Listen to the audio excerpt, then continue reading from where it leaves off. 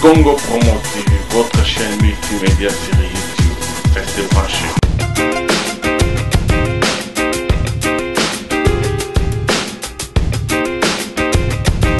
Zembo nini ya liboso oyo okomaka pesaka moto ayemba pe opesaka ngo nani public yeba. Bon, question est bien mais et aussi na biso sokoto lobela ba bato ba quartier latin ba nini Non non. Congo Promo TV. On lobi ka on comprend déjà donc na nzembo liboso na sala donc oyo ezana esprit na ngai oyo ezali ke ezali na nzembo na pesa aventurier. Donc mais bon. Aventurier nani? Comprendre. Confie le midi. Voilà. Donc il y a un moni. Mon bien aventurier pourquoi? Ah ça aventurier. Congo Promo TV. Un père de famille. Mais aventurier c'est quoi? Pour ce que banana et sobalanda ba sepela. Oh, ce que père na mino soza moyibi. To bengi na nsuko. Oui, o loba moyibi pembeni mais na miso bano ro bomba ta pour na respect. Non non non non. Yende fallait a bomba ezaleli na pour na ba bengi bongote. Congo Promo TV. Merci beaucoup, mesdames et messieurs, fidèles téléspectateurs, fidèles internautes de votre magazine Dadi Moleka. Chez vous, mesdames et messieurs, comme vous le savez, dans cette émission, on a toujours l'habitude de vous informer par rapport à ce qui se passe sur la planète Terre avec votre humble serviteur, celui qu'on appelle l'international Dadi Moleka. No like, that is toujours, mesdames et messieurs, avant de commencer, comme vous le savez, on a toujours l'habitude de remercier toute l'équipe technique de cette magazine. Là, je commence directement avec celui qu'on appelle Chris Colorado à la réalisation de cette magazine Dadi Moleka chez vous avec tous les amis qui sont derrière plusieurs caméras qu'on a sur place ici, mesdames et messieurs.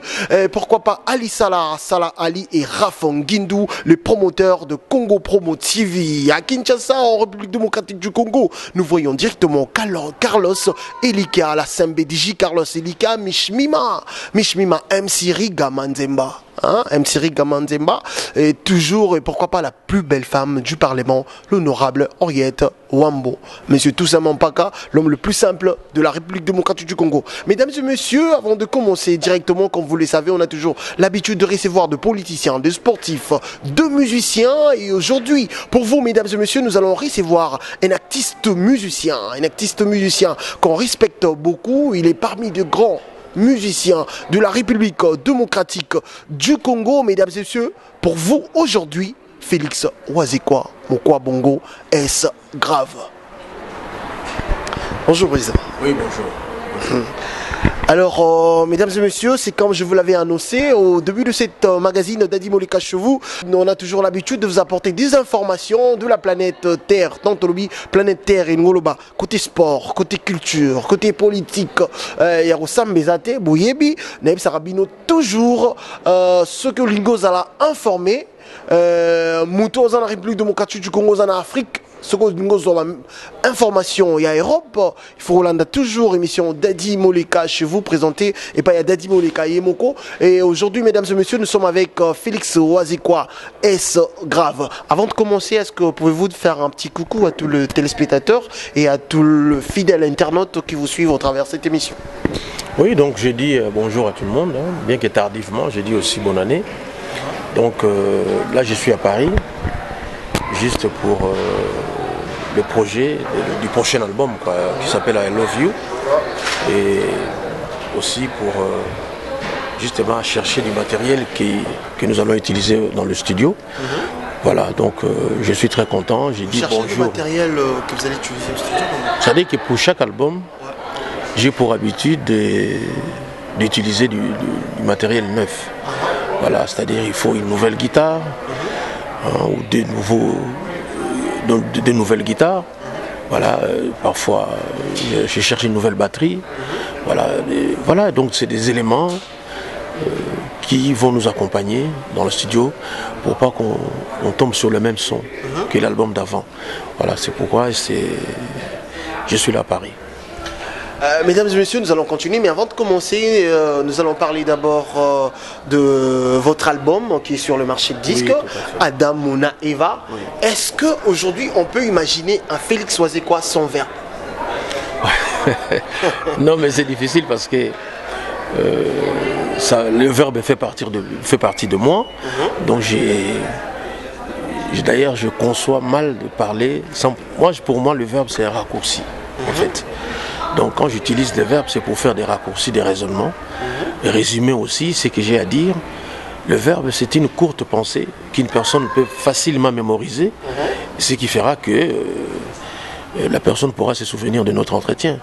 Voilà, c'est un adage, quoi. C'est ce que nous appelons les aphorismes, les formules. Donc, je tombe toujours sur des formules pour arriver à laisser dans l'esprit de l'autre l'empreinte de ce que j'ai dit. Voilà, c'est pourquoi je m'exprime comme ça. Donc, je suis tout le temps, c'est difficile d'imaginer c'est quoi sans verbe. Merci beaucoup, mesdames et messieurs. Vous êtes toujours dans cette émission, dans cette magazine d'Adi Moleka chez vous. Nous continuons toujours avec le président Félix Wazikwa. Je vous rappelle qu'il est président de Cultura Pays Vie. Et Cultura Pays Vie, c'est un groupe qui est résident en République démocratique du Congo. Il a sur le marché du disque un album intitulé Adamo Na Eva. Quelle lecture faites-vous par rapport à l'évolution de la musique congolaise actuellement? Oui, bon, ce qu'il faut dire, c'est que les talents sont toujours là. Tant qu'il y aura l'INA, l'Institut National des Arts, nous aurons toujours des artistes. Nous avons toujours la dextérité de manier les instruments. Nous savons chanter, faire beaucoup de choses en rapport avec la culture. Mais le problème, c'est que le business de cette culture aujourd'hui est en panne. Pourquoi ? Non, mais parce qu'on ne peut pas se produire partout, déjà. D'une part, il y a la piraterie. Et d'autre part... Mais la piraterie a toujours existé depuis longtemps. Non, pas avec cette ampleur. Hein. Aujourd'hui, j'ai mon petit Michael Jackson qui habite à Londres. Aujourd'hui, il m'a parlé d'une site iTunes qui vend toutes mes œuvres alors qu'on n'a jamais signé de contrat. Voilà. Aujourd'hui, j'ai vu plus de 31 millions de personnes, depuis que j'ai commencé la musique, à travers le monde, ont acheté mes œuvres sur iTunes. Donc voilà, c'était plus de 31 millions 900, quelque chose comme ça, qui ont donc séjourné, si je peux dire ainsi, dans ces sites, je ne sais pas si il faut l'appeler comme ça, qui est sur iTunes, qui vend mes produits. Je pense, même Adamo Na Eva est déjà là-bas. Mais j'ai jamais été en contact avec ces gens. Si c'est les sites Aquaba ou Aquaba, quelque chose comme ça. Moi, je ne connais pas ça. Donc, c'est malheureux. Bon, c'est peut-être parti d'une bonne idée, mais moi, je ne suis pas introuvable. Je ne suis pas en prison. Donc, la personne qui a peut-être eu cette idée aurait mieux fait de me contacter. On allait parler business. Voilà, donc, je suis obligé de faire des démarches pour faire arrêter cette pratique. En tout cas, ceux qui vendent mes produits dans iTunes, pour ceux qui sont en train de me suivre, n'achetez plus en tout cas pour l'instant mes produits sur iTunes parce que ce n'est pas moi. C'est quelqu'un qui est en train de me pirater, mais proprement. Voilà, donc c'est malheureux, quoi. Alors, vous avez dit que la musique congolaise est morte actuellement, c'est qu'on peut dire, pour revenir à la question. Non, elle n'est pas morte, la musique. Elle est toujours là, mais le business pose problème aujourd'hui. C'est-à-dire que... Donc la musique n'est pas morte, mais c'est le business qui cause problème. Voilà, c'est le business de la musique aujourd'hui qui ne tourne plus. Parce qu'il y a ces problèmes de la colère de nos frères à travers l'Europe qui ne veulent plus que la culture congolaise se manifeste. Parce que ce n'est pas forcément un problème de la musique. On sait bien que même ceux qui font du théâtre, on ne peuvent plus faire leur travail ici, même ceux de la musique chrétienne. Apparemment, il paraît même les églises, certaines églises sont interdites. Donc c'est pour dire que c'est un problème très sérieux qui touche à la culture de notre pays. Et puis, comme je t'en parlais tantôt, le problème de la piraterie. Voilà, c'est ce qui font que, ces deux éléments font que nous avons du mal aujourd'hui à nous exprimer. Depuis que j'ai fait l'Olympia en 2009, j'ai fait les Zénith en 2010. D'ailleurs, il faut le rappeler, je suis le dernier artiste congolais à avoir joué à l'Olympia. Oh, moi je le sais. Depuis, après mon concert, il n'y a plus eu de concert des Congolais. Voilà, c'est malheureux un peu qu'on en arrive là. L'âge avance. Comme on a vu récemment, nous commençons aussi déjà à mourir. On vient de perdre Kester, on vient de perdre Papa Taboulay. Le mort a toujours existé depuis longtemps. On avait de Grand Calais, on avait de Lamo Maqued, ils ne sont plus. Hein. Non, le problème n'est pas là. Le problème c'est qu'ils se sont exprimés en leur temps. L'homme, on ne lui a pas interdit de venir, de ne pas être dans une partie du monde pour ne pas faire son travail. Donc il s'est exprimé. Voilà. Mais nous, aujourd'hui, nous n'arrivons plus à nous exprimer. Je suis actuellement à Paris, j'essaie de faire un tour, par exemple, pour chercher des éléments pour mon travail. Aujourd'hui, je suis salué par des Maliens, je suis salué par d'autres Africains. Donc ce n'est plus un problème des Congolais. Donc on ne reste plus entre Congolais. Aujourd'hui, Oisé, c'est un artiste international. Donc, alors mes fans, par exemple, d'autres pays d'Afrique, ils ne comprendront pas que je ne puisse pas jouer à Paris. Voilà. J'aurais souhaité, par exemple, pour nos frères qui sont en colère par rapport à la politique du pays, qu'ils nous laissent jouer. Et pendant les concerts, qu'ils prennent par exemple 20 à 30 minutes on leur laisse 20 à 30 minutes pour s'exprimer devant le public qui est venu nous voir. Je pense que ce serait mieux de convaincre les gens par des explications. C'est mieux. Comme ça serait bien qu'il y ait de convaincre les gens parce qu'on veut les taper. Voilà, ça, je pense que ça, c'est même à votre enfant. Si vous lui montrez une chicotte, je pense qu'il fera forcément ce que vous voulez. Est-ce qu'il va le faire par amour? Voilà. Est-ce qu'on va adhérer dans un parti politique parce que si vous ne le faites pas, on va vous taper? Je pense que ça, c'est... Il va le faire parce qu'il est forcé de le faire. Voilà. Donc, la meilleure façon aurait été, on laisse les artistes s'exprimer. Pendant les concerts, nos frères combattants interviennent. Voilà. Nous sommes là, c'est les 30 minutes de combattants, ou c'est une heure de temps de combattants. Ils prennent la parole, ils répondent aux questions des gens. C'est comme ça qu'ils peuvent étoffer l'affaire. Mais on ne va pas convaincre les gens parce que, attendez, on va taper, tout ça. Donc, moi, je pense que la colère, c'est le propre des animaux. Donc, c'est la différence qu'il y a entre nous et Dieu, c'est quoi? Dieu, même quand il est en contraire, il se contrôle. Quand il est en colère, il se contrôle. Mais nous, les humains, parfois, quand on est en colère, on ne se contrôle pas. Voilà. Nos frères nous devons nous contrôler. C'est-à-dire qu'on laisse les frères faire leur travail. Parce que ce n'est pas un problème de Oisé, quoi. Ce n'est pas un problème de JB Mpiana ou de tel artiste. C'est le problème de la culture de notre pays. Quand les historiens un jour vont parler de notre musique ou de la culture du Congo, ils vont dire qu'à un certain moment en Europe, aujourd'hui ça fait déjà plus de 5 ans. Moi j'ai joué à l'Olympia en 2009, mais il y avait déjà ces problèmes des combattants. Donc aujourd'hui, ça fait plus de 6 ans qu'on parle aujourd'hui. Donc je ne sais pas combien de temps ça va encore prendre. Mais on risque de tomber dans un genre de raisonnement du genre, voilà, l'histoire dira que voilà, pendant 10 ou 15 ans, la culture congolaise a été mise entre parenthèses en Europe. Pourquoi? Non, parce qu'il y avait des gens qui ne voulaient pas que les concerts aient eu lieu. Ce serait un peu malheureux. Voilà, moi, si je peux réitérer mes propos, je conseille aux combattants de laisser la musique se produire, mais qu'ils prennent du temps pendant ces spectacles-là. Il y a un papier comme quoi qu'il donnera un temps, je ne sais pas, 20, 30, même 1 heure du temps aux combattants pour qu'ils s'expriment, qu'ils convainquent, qu'ils s'expriment, voilà, qu'ils parlent à la foule. Ce sera plus intéressant comme ça que d'agiter toujours les bâtons de la colère. Merci beaucoup. Mesdames et messieurs, fidèles internautes, fidèles téléspectateurs, comme vous le savez, on a toujours l'habitude de réaliser, d'animer cette émission en bilingue pour que tous les téléspectateurs et tous les internautes puissent bien comprendre, capter ce que nous sommes en train de débattre avec notre invité. Toroloba Lelo, Toroba Nana Lingala, Toro continue na Lingala. Lelo, Félix Oazeko, Mokwa Bongo, est-ce grave? Tomoni Adamuna Eva, avant tout sur le Lamakambuya, I love you. Tu sais pourquoi I love you? Particularité, il y a Adamuna Eva, dans l'album précédent. Particularité, Zani. Oui, bon, d'abord, dans chaque album, ça va toujours faire Basika. Je pense que ce qu'on vend l'album, on a un lobby ndenge monté dans le bac avant. La danse, ils ont ndenge monté dans le bosso. Voilà, et puis, au moment où les musiciens ont découvert les musiciens Moussoussou, il y a Cultura Pays Vie, c'est la première fois qu'il y a un album. En tout cas, dans Cultura. Voilà, donc, mais nous avons la bakoko na biso. Adam ou Eva. Nous avons la. Ils ont la pour na biso nyon surtout. Donc, nous souvent se sentir concernés. Ils ont besoin de coco mon famille. C'est une famille quoi. Mutumwa sali lenzembo. To mutumwa sombeli cadeau. Je pense que cadeau ana. Bino tout bon. Yo sombeli coco nini. Yo za ba moyen sombeli coco nini. Nous sommes intéressés ba. Ah te sombeli coco longo boy ba to CP là.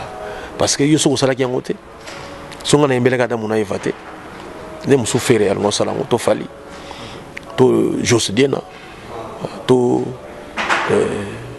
ba mission tout ça na bango belé na kata Kisasa lokola ba kabose nous sommes ngoyemba na Adamu na Eva parce que ça c'est moko et puis dans le but que monter la soit Adamu na Eva parce que ils m'appartiennent pas baba ko na biso mutu muso ba ko sala Adamu na Eva de et bien musu ya Yesu pourquoi Adamu na Eva ezaki pona ni oui c'est-à-dire que na ko constater le moko tant on a autant la Bible ozo solo na moto yo alinga nzambe mingi pe alinga lilo banzambe mingi contrairement nazo seka batute mais contrairement à batu musuto ke na l'église au pasteur mais na tanga na Bible mobimba te mais mutu yo yambi sina tanga Bible bande bandeli suka mikolo okutu na bandeli lisusu na komi na 1 chronique donc na auto aussi ça des rois donc so aussi des rois o ila nango la chronique voilà donc na auto aussi ça des rois na koti sona 1 chronique bando za un roi wana ti lelo komi kana chronique mikolo non na komi na chronique mikolo parce que tant elle a quitté difficulté tout ça na côté na chronique alors tant otanga bongo bandanga na premier chapitre tant na zolo bakena tanga Bible mo ça dit banda Genèse tin Apocalypse autobengaka parfois révélation tant za témoin de Jéhovah non bon ce qu'on entend na zo tanga en tant que mutu mais comment ça dit faut expliquer ba pasteur Boye au moni ba église tout ce qui est côté ya batu déjà ba Bible partir na bengango Ancien non Nouveau Testament.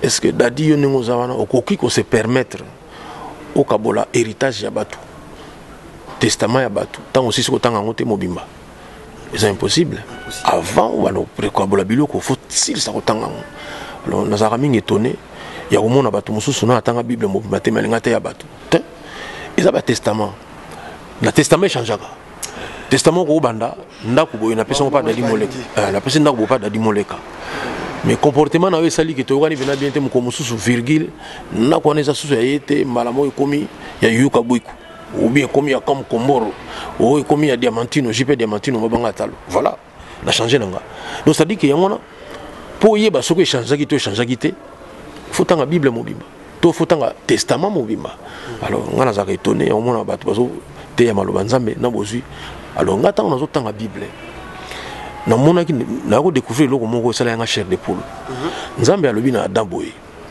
loko sali lisumu oyo okobana kokufa donc na descendance na yo quoi pour nous connaître les lois mais yebsanga dadi peuple nini ozana mabele oyo et subisaka ba conséquences ya punition en até ba asiatique ba kufaka ba américain ozuba noir et Afrique ba race na biso tout bekolo tout na mabele ba kufaka lingo la sanini biso tout au Sibir punition ba pesa ki pa koko na biso donc koko na biso nyoso tout kaka yewana on anticipe na katioté on anticipe na lelo mona ngai koloba par rapport à Adam na Eva parce que to moni obengaki papa Lutumba Simaro na que vous en avez estimé belé par papa wana obengaki na début ya conversation na bino ye mutabandaki na Adam na Eva aibisho Félix waze quoi Adam na Eva bazara na mamate balata coucheté banguluma petit alors balata coucheté banguluma petit bazala pe na mamati mais bolingo ezalaka na paradiso bolingo ezalaka na paradiso donc na sali le journal toute la journée na yo na yo toute la journée le na yo ki yo na yo alors bolingo ezaki na paradiso pourquoi etika la pana biso batuté et pourtant bosana que Adam na Eva bakoko na biso ndo lobi bango ke ba basala que to lakame balobangoni to lakeme la mabe lelo liwa ekota pona bango bolingo ezaka na kata paradiso mais Satan pas ezaka na kata paradiso yango esala ka kosa F a kosa Adam pourquoi on a botika ke bozoe kaka clo wana ya bolingo bo population liboso oui c'est-à-dire que Adam na Eva bazolingana na bango problème ezaki nini Eva nda kutana na escroc do akutani na serpent oya kosiye mais donc bango na bango ba continuer ba kolingana d'ailleurs Bible zolo baboye Adam muta péchate moi si ne mutasaki lisumu siko Adam alaki mbuma pona nini eza lokola neti pour nous expliquer ba comprendre bien eza lokola neti lelo dadi moi si na yo ton ndeko na yo asali problème ozo senga fake na prison eza lokola yo pon dimi yo ça va toke ensemble comme ça na zala kawana na yo pour ozala yo monter. Donc Adam wala na mwasi na yena lisumu ye mwasi ngini lisumu te de ye lisumu ne zaki nini ayibi ke so na tiki mwasi bo azala condamné moko ça peut plango atelier comme ça tout en ensemble décider ni pour la biso mibale par amour. Donc Bible le dit ce n'est pas Adam qui a été trompé. Ce n'est pas lui non plus qui a péché. Deux ali moi sinde. Il y a l'anda qui est kakake. Bon mon muluki et c'est moi chose à la pini yomoko par amour. Puis ça peut plango comme ça tout la biso mibale quand nzambe eko la biso mibale kaka. Ça là par amour.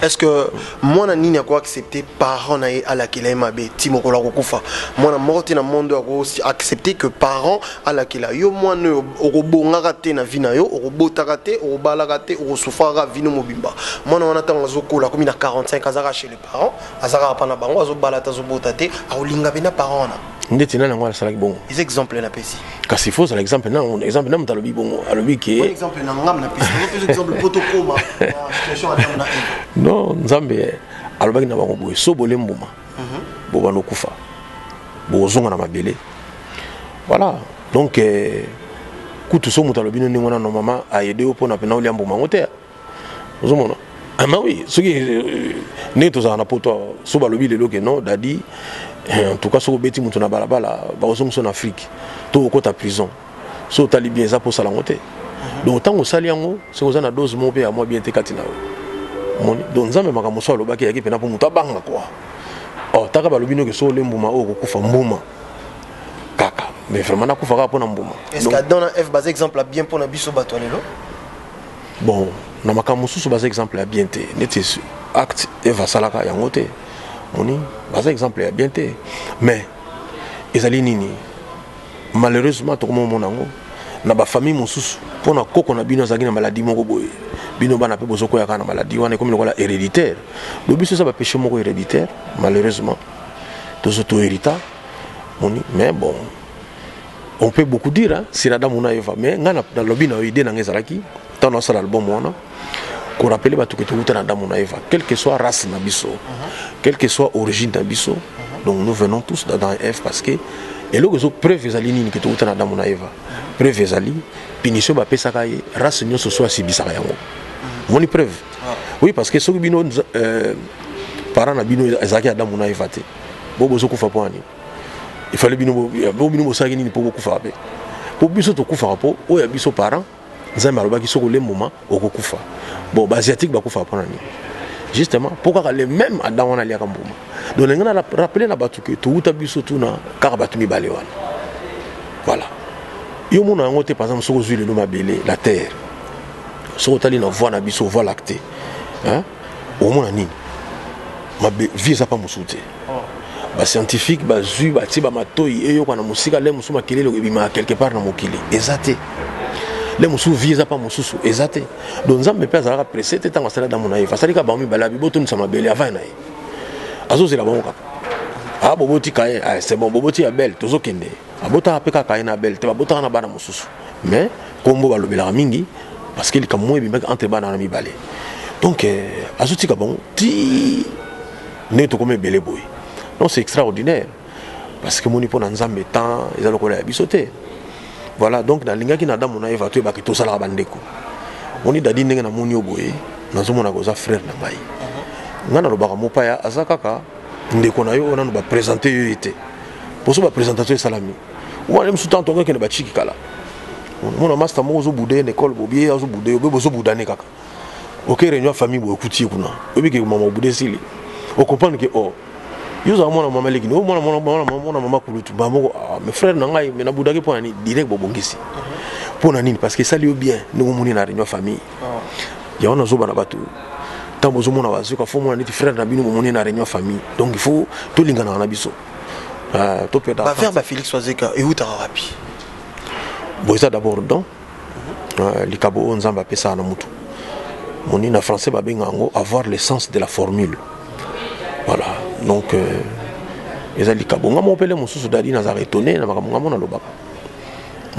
mon affaire be mususu boye nazanzoi soko linginga tikilanga tana sala miel pourquoi oui parce que nzoi tanga to sala miel na pour humanité profiter nango tiko na bato na ninga bato mokilo nga kolobani ko limbolela bisoni oui c'est à dire que fona banda wana pona to ya wana tango nzoi azo sala miel pona mokili profiter tango yozo déranger yango tango swaka ça dit que à la na posa ya temps pour aller sa mokili tango dadi yozo sala musala na yo pour la famille na yo se retrouver tant moto azo déranger au moni ko attaquer voilà donc elo ngana baka yango wala moto ayebi soki lemso na mama o te pasenga mama na bino siko ba passer yo mama o te bino bana ba ser mo boyo wana ba mama na bino pasenga koko oh moni te mera o se belate maman nzo yo sani mais kasi siko ya zo sala miel na ye donc moi si azalo ko azo sala miel na ye ayele musuko tala ba famille na ye donc ayo sala bango bolamu moko boye na bolamu wana yo bengiye ozo poser ba question mondira za sika mabe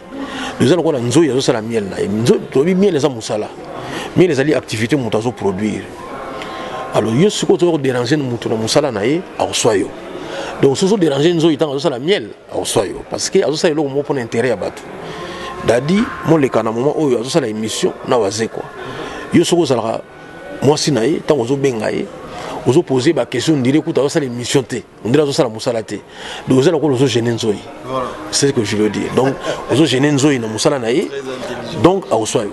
Merci beaucoup. Mesdames et messieurs, nous allons continuer. Toujours continuer na président Félix Oazi, quoi, président de la Cultura PIV.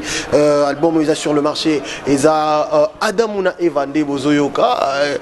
Tous en avons que demande de peuple Toyoka Kangwasuma et puis Binumuro Bo Yoka capacité à verbe digne ou à véhiculer qui.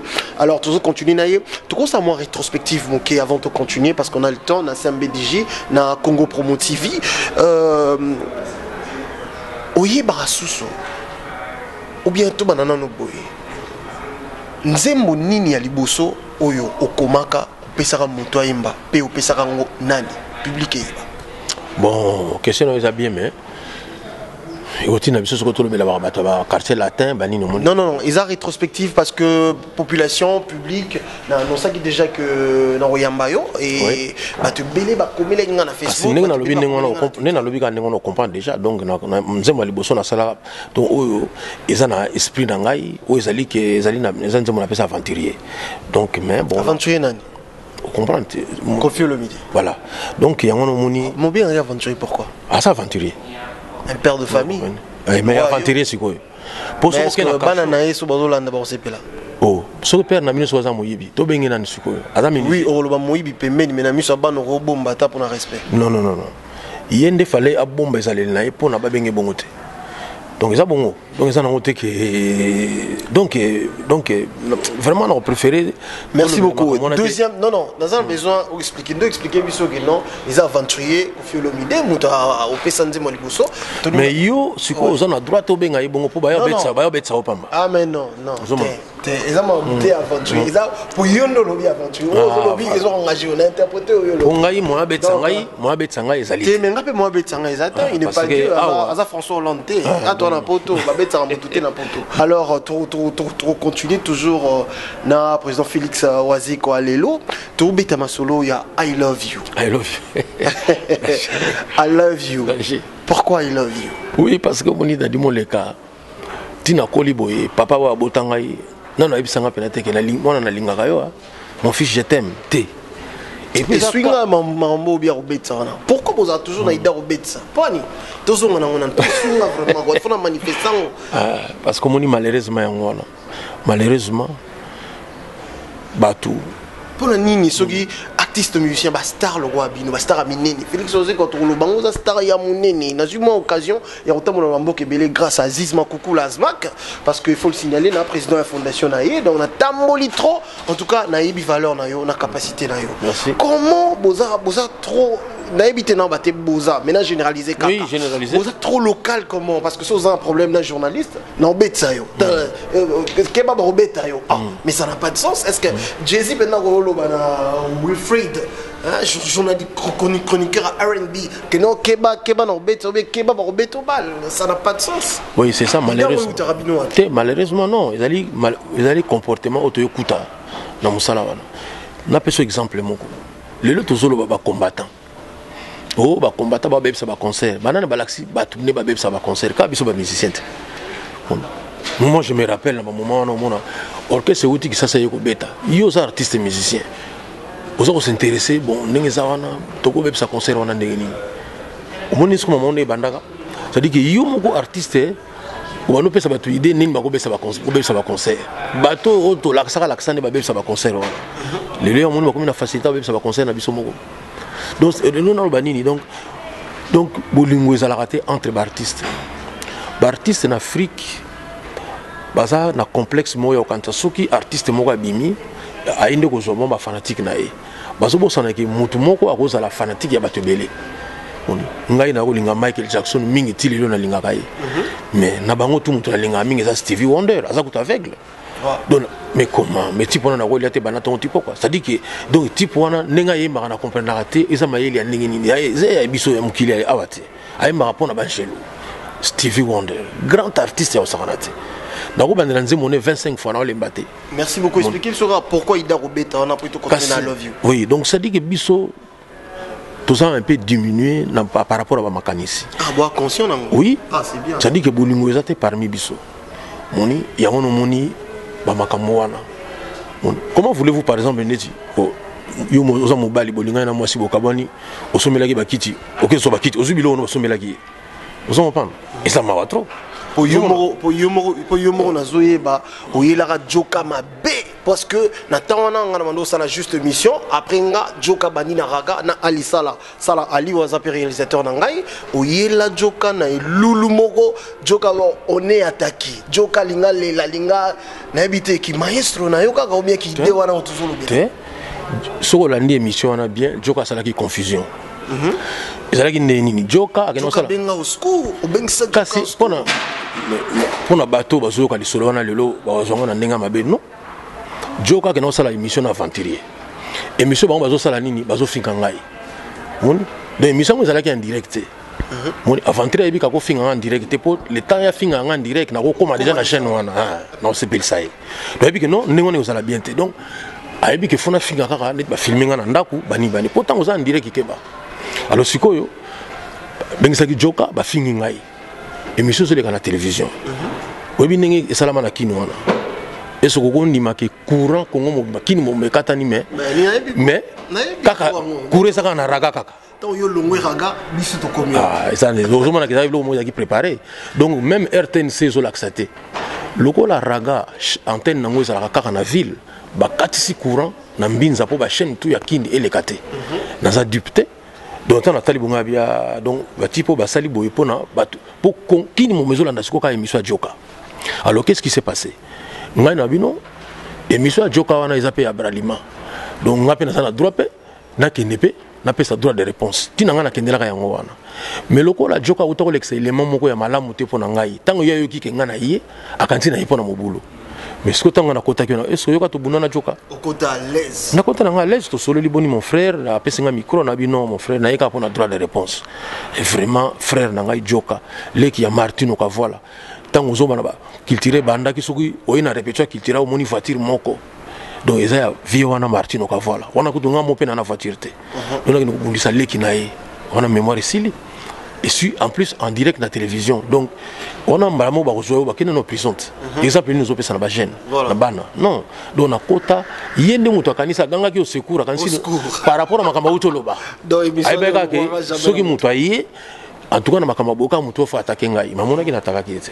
Donc avoye ba mambo faut bana musalo kala quoi. Donc faut bana vraiment musalo kala parce que tout le monde n'a pas auto confusion comme micro, tout le monde a si ma caméra, si micro na caméra na sima journaliste n'importe quoi. Oui pas si tout le monde a musalo, vous éviter. Nous on est formé hein, beaucoup de problèmes ou kendi, beaucoup de mamie il est là bas oui sabino donc biso to bunda na ba Yves Abdallah to bunda na ba Jackie Ndala papi mbo maguna bandité papi mbo sa stage pas Jackie donc tango bozoya na musalo bo pesa en valeur bo pesa en respect parce que tant to zota la boye na ba YouTube et ça la passe et puis yo aussi ma micro les canaux na YouTube aux journalistes il faut pas oublier un journaliste non loba que non na simi micro na caméraman na zo filmer na zo loba na yambi mututel.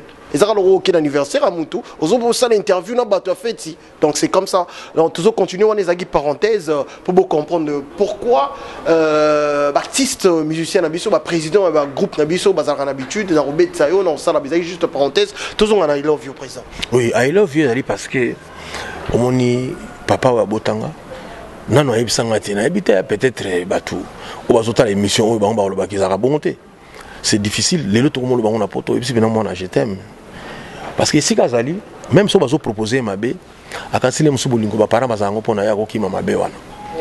Mais en Afrique, pour parents le bana moi na kara I love you. Et ça dit que moi na ngabi na linga ko mingi. À moi na ndetike, bo changeane yo siko komi papa ya komi mwana ça dit que ba parents na biso na ba Afrique bazaka na ba comportement moko mususu pe yati na poto awa comportement moko ça dit azana difficulté ya osala mutu compliment boni ngai na yebi na Paris awa na ba ata 3 ou 4 femmes na bibi ba femme ça dit que moni pendant que mutu a télémission abi papa na abino par exemple papa na CP na yo soit oza olati bien soit oza na CP bien moi c'est le compliment pelle qui na voilà et puis ngai mon repé na se permetta na sala ba compliment on toi maman na sali au compliment de musunde kono mobala lati bien on sali pe compliment donc I love you et wana pono la sabatu to lingana na album na damu na eva to bitwa bandeko siko to mto mettre I love you en pratique bolingo to mettre en pratique voilà ko sala mutu compliment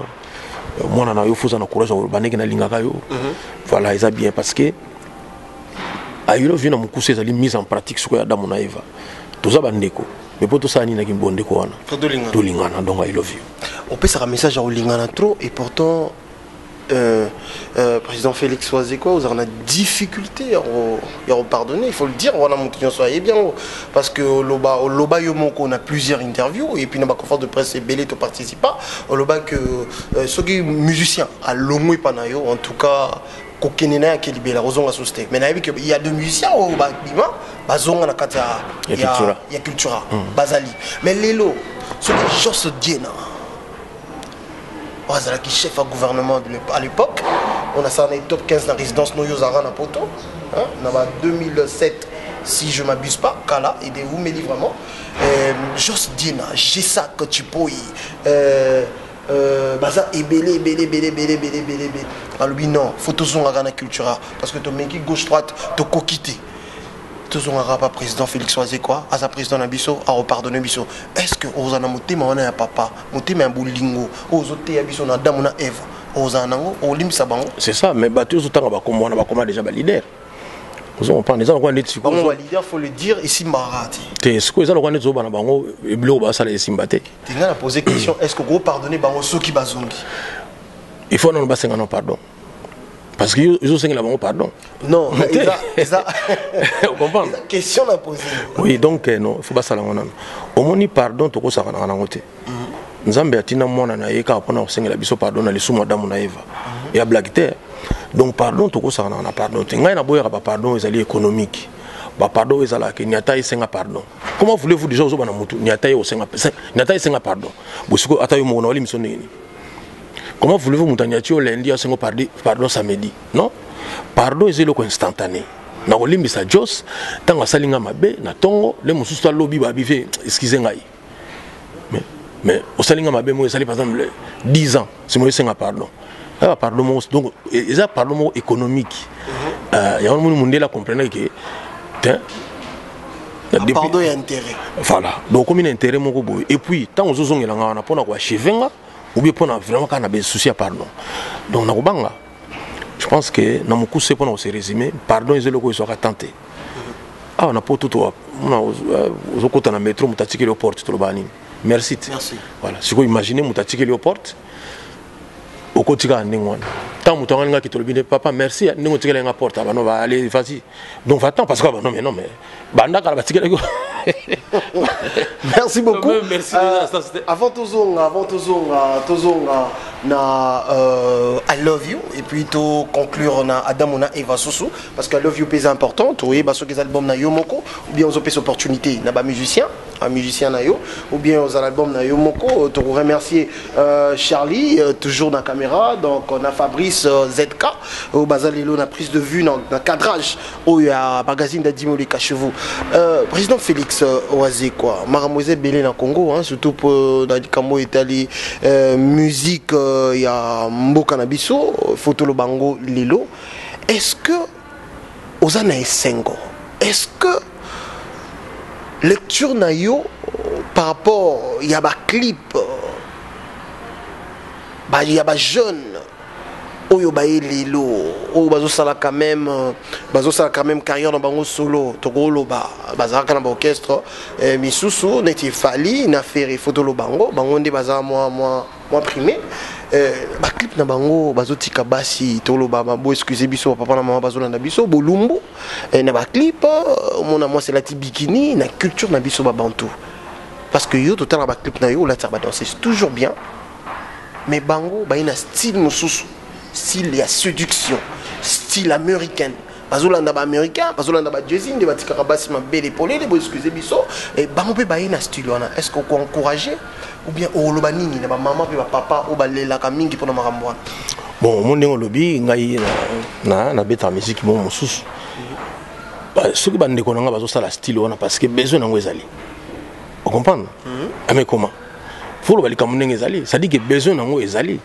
donc il y a mon moni artiste ba sala pe eloko wana tant obi besoin ezali cela veut dire ba tout so ba besoin ba mon arabe loko wana bon na lobi sikoyo yo ebi ndenge nike ba fi bala tarmabe parce que tala ba clip en mais bien sûr faut lobi siko bien sûr nenite parce que nga soki neti likamuza mabe na otaka ne bande pa na kati donc na yeba ko te continuer ndeni mais yo siko pour na ba mineur mais kasi on a habité donc parce que na Kinshasa photo le bon président clip en on a katioté na Kinshasa qui paraté hein au clip babi clip boy ba censure en habité existera avant l'album na bino bima ou bien censure existera pe na ba télé ngana za journaliste animateur reporter il y a Sampediji na fandi pendant 9 à 10 ans 11 ans dans sala oyo en tout cas na mona té censure eleki na chaîne moko et ba clip au collectiongo te pour moi c'est ça bolumbo non est-ce que censure existera vraiment oui censure ezali censure ezana kacha Congo nazo ko encourager bango na musala bazo sala mais il faut yebelo moko censure pour ça la bien il ne faut pas okanga bango maboko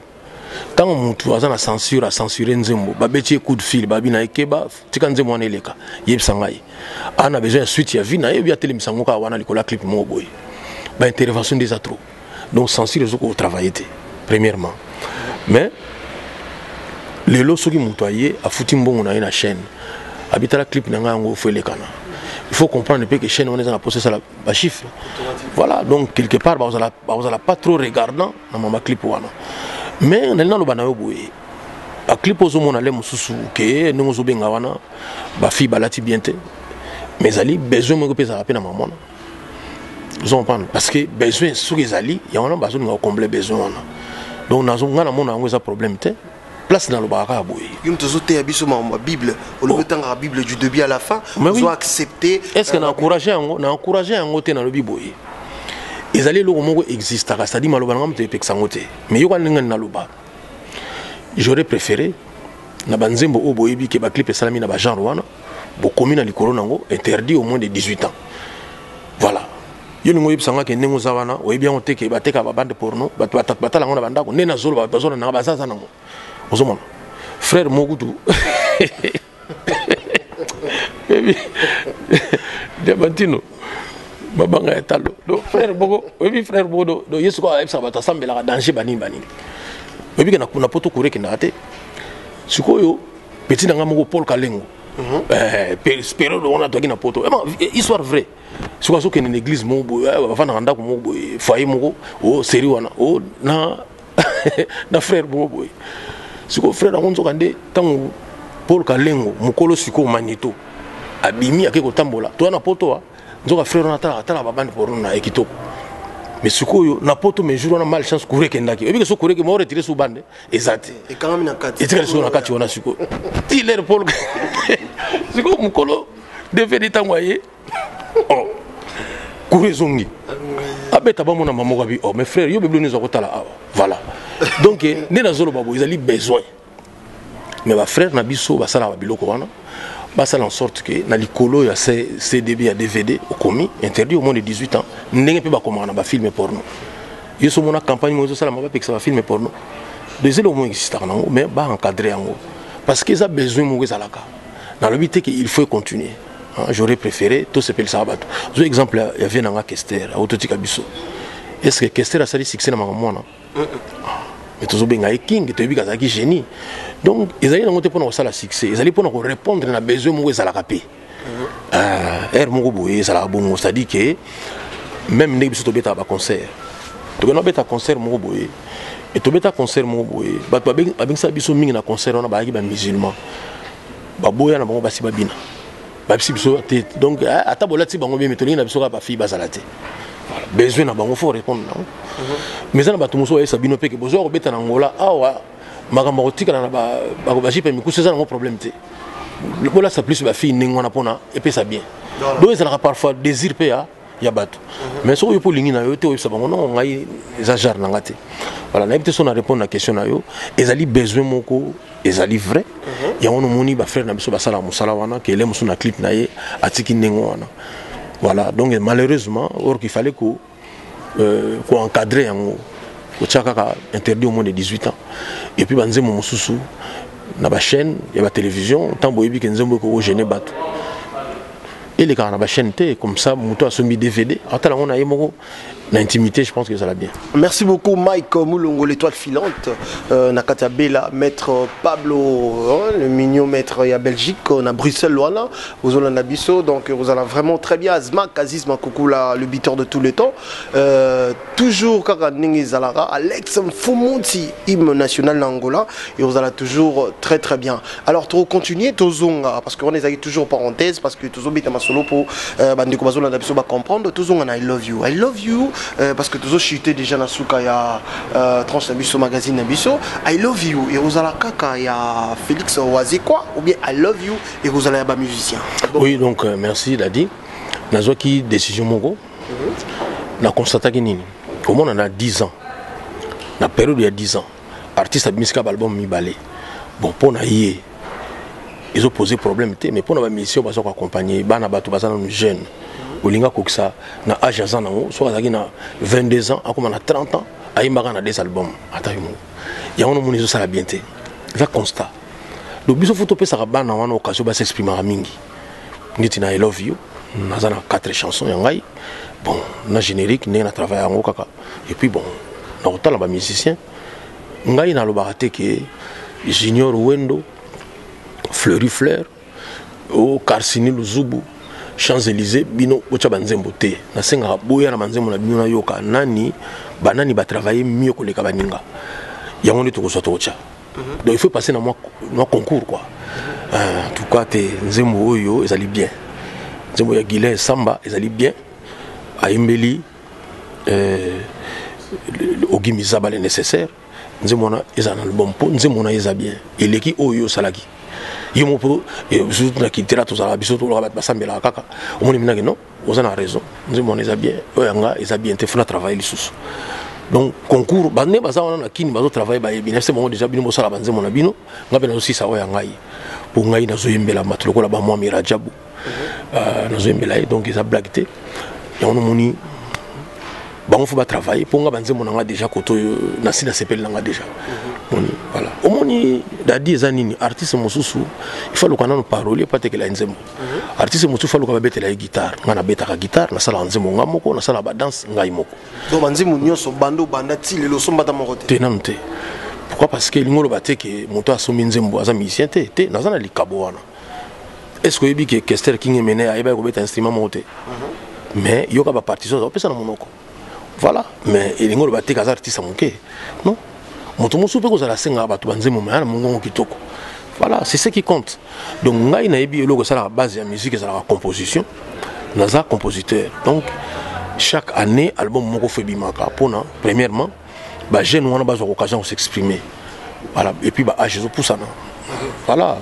Lelo son abina album moko tous les 10 ans. Donc, surtout comprendre album I Love You, ils album musicien. Non. C'est l'album il y a culture pays. Culture pays mais pas musicien parce que nega Adam on a fait la kit. Adam on a fait ça dans musicien na oyangai. Na bi bon. Nzembo yo na ma ezaki ndeni na emi ona duto na ba cassette. Na bi no skolo na ma ile zo senga mikolo fona modifier. Soki pona maloba ko tshana banzembo ba verbe wana ko tona donc ozala pena très apaisé. Biloko ezana ngo. Ça dit que na est-ce que vraiment culture ça l'album ngana ko tata des chansons te. Banzembo to na zana ngo. Non. Donc le on a salé exprès. Merci beaucoup président Félix Ozekwa. Toujours chuté Nasuka, il y a magazine Abisso Dadi Moleka chez vous. Est-ce que évolution il y a Adam Mona Eva na marché ils ont évolué selon Yomoko parce que Bisso peut dans enquête comme ça tout ça. Oui, c'est-à-dire non, ils ont un problème ils ont hacké Maratro, tout ça piraté. Voilà. Donc Bozo s'est retrouvé. Ça dit que pour en parler correctement, dans le Congo, nous avons combien d'habitants? Plus de 60 millions d'habitants. Au moins, que Bissot a mis ses photos à un millionnaire. Parce que dans 60 millions d'habitants, nous avons 10 millions de gens. Pour nous, nous sommes millionnaires. Donc il y a un problème. Ceux qui 10 millions de gens, ils s'approvisionner wapi. Voilà, c'est ça le raisonnement. Donc, ils s'approvisionner. Puis c'est un 10 millions d'exemplaires. On a 1 million d'exemplaires. La quantité de était cami. Si nous sommes ça fait très mal. Na iTunes na otokota site mo soki voilà au moment naki mutu moko azote ka album na yo bo signer contrat te lo moté système iTunes on a peut-être bana kini ba bien ngomingité ça va système mutu azana besoin nzembo à côté d'internet asombi na album on a sombi lem soka nzembo moko to sombi ne ka des chansons voilà donc ba fouti on a système ya kimulai donc soit na banque carte to na ba unité à téléphone ya ba système mo ezebele. Donc, ça la biso passe donc il y a un manque à gagner. Donc, bah, millions de personnes bazo kayo, mais yo mo comme un millionnaire te. Il organise bien te. Na bamboka auto yebi, ba mise bazara parmi ba riche ya mboka. Mais biso ça parmi ba riche ya mboka wana te. Ici moi yebi ça ote kaza riche non.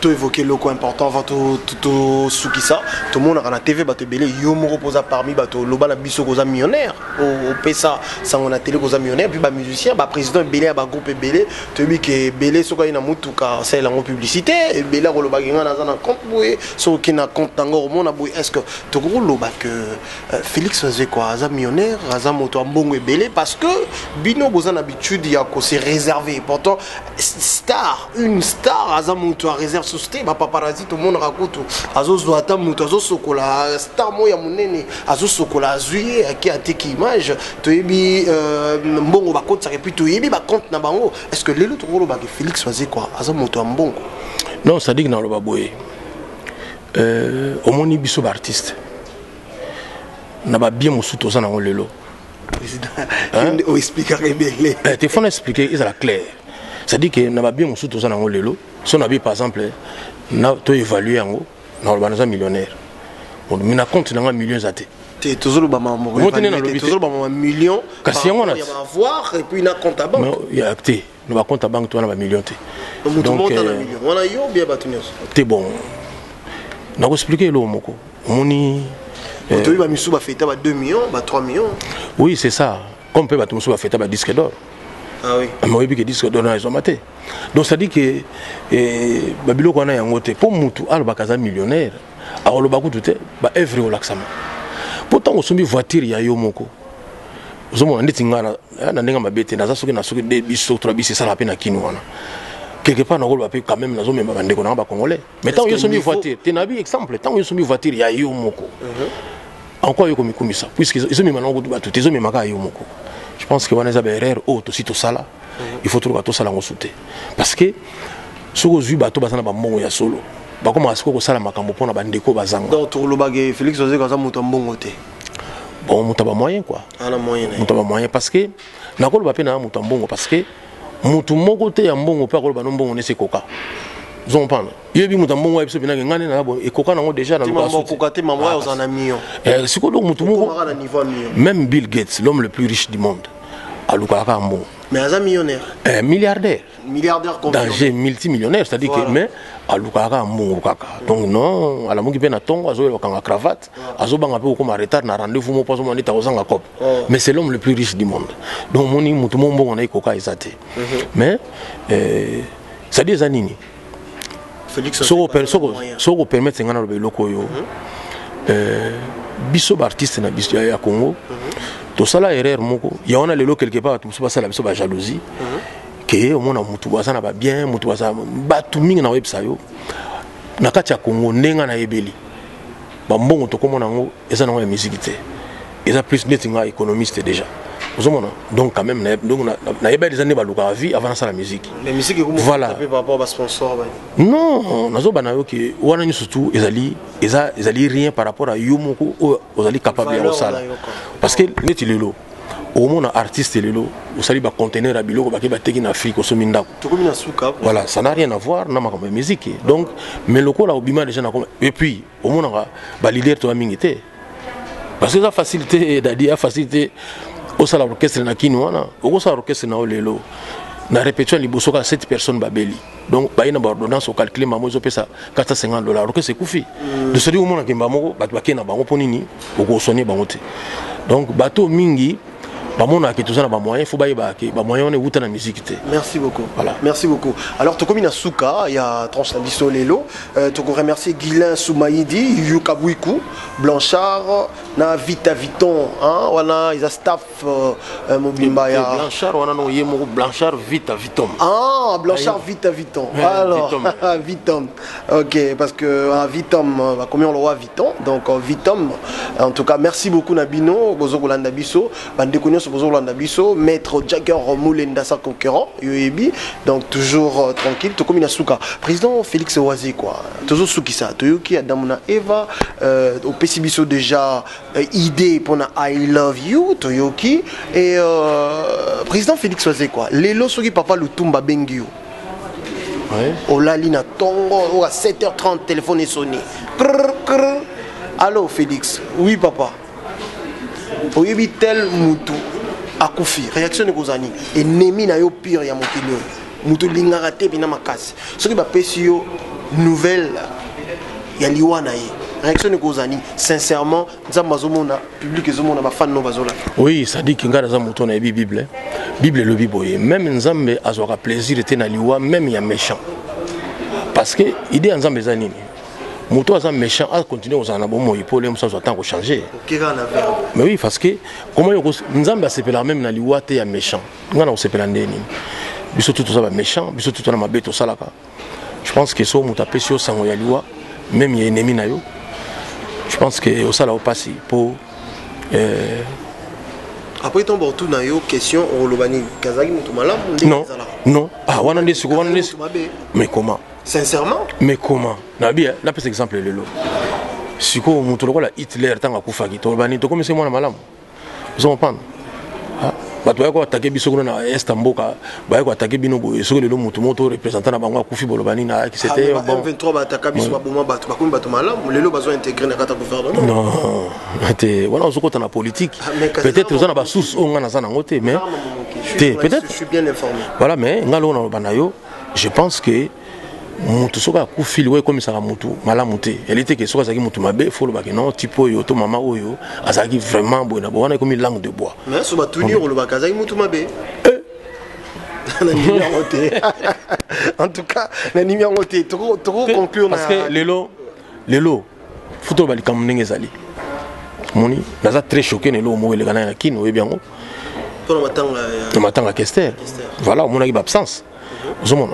Donc quelque part na sepela ki neloko ndengona te ça dit comme on soki mutu akufi na yeso zaki na problème na ye je pense même na maloba boy il faut bossi là na moni aussi sa problème on a été continuer même après liwa ya mutu donc mengai wazi kwa ndena vandi boy nazali sincère pour na koloba ke to na kozalaka toujours na moi ligne de vie wana dans le bar vérité mingi pour vérité c'est une énergie te donc so mutu akufi azaki mutu mabe en tout cas ngana to ndo yo kanata azaki fo mutu alo sur la fo yo sikoza na na bi yo sikoza na poto ota la télévision au monde a ba réaction mindele so ennemi na ya kufi abana bino bo ça va je regrette parce que akei mais voilà mindele biso to ba bantu kasi mais tant to vana na mboka na bango tout so akufi atazaki mabe akomara bien yango eloko na photo longola yango parce que ça solo ko so bano solo te ozomona ah mais non ozo be solo monter donc il faut la vérité que non mutu akei na regretter parce que vie mais malheureusement tout ça on a sauté quoi tout ce qui sana nini Adam na Eva to yebi sur le marché en tout cas Bakri et Binami Arumba Kitoko faut le dire ils ont vraiment très bien. Merci. En tout cas félicitations et puis I love you tout ça tend nani Yassika oui donc plus artiste oya solo netingana za artiste né de saler na botama artiste on attend en académie des beaux-arts on continue ma musique banine tout ça donc artiste né plus azole que ça ba né na musique à comment sous ça ba musana bien donc il faut s'attendre na mieux lisusu kolega donc tolobaki na Adamu na Eva na I love you I love you pardon I love you donc bato bakosepela susu koleka nde basepeli na Adamu na Eva parce que bakozwa badanse ya sika wana obligatoire bato babina badanse ya sika moni partie eloko eza intéressante yango wana sikoyo danse yango nde danse nini dadi tozosuka wana yeba yango oke na musique okosala no banzembo ndenge elingi me esala danse batala yo sala danse batala yo omona minaki talatala monene omona te déjà omona déjà na baplace bayekola badanse wana omona yango te ezalaki talatala monene mpo nini po c'est-à-dire que po mitala bien ozomona ozosala nango eloko te donc bazela eloko motuya na kati ya I love you de danse kaka badanse ezaka miba sikoyo na Adamu na Eva tosukisa nango félicitations papa Lutumba apesaki ezalaki par rapport à nini toyebi te nayoki na suka bosisi botelemi félicitations ezalaki mpo donc c'est kolandaki bien te puisque na répondaki na question moko na posa bato il y a plus de 10 ans mokonza mboka voilà yango alobaki nanga félicitations fo amonaki yango ezali na bwanya makasi oui parce que amonaki ke réponse ekozala bongo. Merci beaucoup. Alors, moi, je suis un téléspectateur, un fidèle internaute, et puis je suis un Oyayo, Bazolando Siko. Oui, par contre, on a dit que on a fait ça. On a fait l'émission, on a fait le on a fait JP Lamba. Tango Zeka, le Zeka prêtre. Jean-Calvin Boisso, Siméon Moussindon. Oui, oui. Bajal qui quitte à Saint-Terre. Non, bateau, on a vraiment soutenu le bateau. Alors, bateau, il m'a comme Milanga. Beaucoup Milanga, il a croisé quoi Félix. @yahoo.fr donc croisé quoi Félix nazara na Facebook te likamo ezo tungisanga mingi ba Facebook moko eza na ba Facebook wana eza ngate mais na pesika encouragement na bato yo basala ba Facebook wana eza ba fan mais eza la te ke bosa na likamo susu faut ça likamo ya soutien pour mon na Facebook wana mutu muso akosala a répondre pe na question mon na par na yo topé le musa ndimi contrat moko na komona yo alors que yo ebil kamona te voilà merci nadi na occasion pesinga na bina yo badasa yaka mibale mais le quoi tous na featuring na le beno mo ba secret le quoi tous na featuring na mabele elisi na générique mbali boso salama pour featuring ezalaka mingi mingi na mama oyemba o te na zui américain moko na zui congolais moko na zui ivoirien te siko za featuring en photo le bango ekangi featuring siko za na mabele voilà donc siko tout ça la featuring na mabele elisi na générique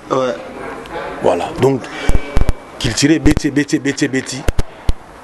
na mabele elisi siko maile na ngesuki abino siko le bini donc il a featuring donc des blagues réalité yo siko yo bah chokolo banini no biloka mystique bon beta donc danger. Merci beaucoup mesdames et messieurs, nous sommes arrivés à la fin de cette magazine d'Adi Moleka chez vous. On remercie Mike Moulongo et l'étoile filante, merci beaucoup. Maître Jagger Moulenda, sans concurrent toujours. Maître Pablo le Mignon, maître de Bruxelles, pourquoi pas Jagger Moulenda, on a maintenant tout.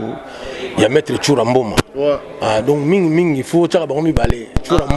Churamboma mais Jagger Moulenda. OK. Merci beaucoup. On remercie toute l'équipe technique là je vois directement Charlie HM, papa na Elena, Charlie HM et pourquoi pas Fabrice Z comme Zahir, K comme Coco, K comme Cocolo aussi, merci beaucoup. Chris Colorado à la réalisation de cette émission. Dadi Moleka, toujours votre humble serviteur. Rafanguindou, au pays de l'oncle Sam, Congo Promo TV, l'honorable Henriette Wamo. Merci beaucoup, je vous remercie. On se retrouve Allegra et Fomi, toujours. Allegra et Fomi, toujours. On se retrouve Azmak. Son abo saniza dega Azmak Aziz Makokula Azmak lol Isba Maître Loro et tout. Au revoir. Congo Promo TV, votre chaîne.